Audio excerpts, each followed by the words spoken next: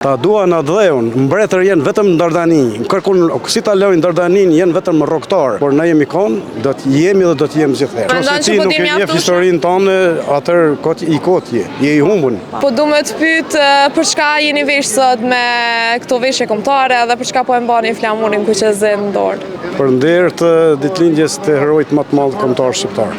Pra, Gjergj Kastriotit. A është mundim për juve me majt flamurin edhe me i vesh rrobat shqiptare? Në këso raste jo. Nuk është mundim për juve? Në këso raste absolut jo. A e festoni gjithmonë kështu ditëlindjen e Skënderbeut?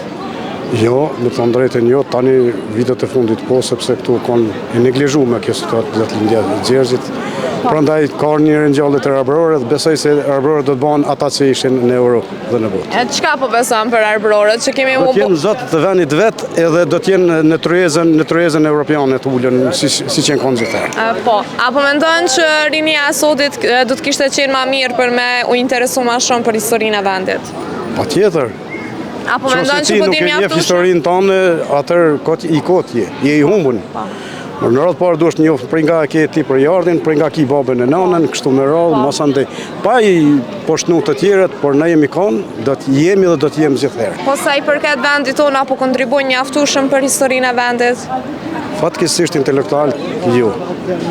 Ka njerëz jashtëzakonshëm, që jenë të dhonë kontribut jashtëzakonshëm, por shka është ma zhgënjyse elita politike edhe elita intelektuale jo.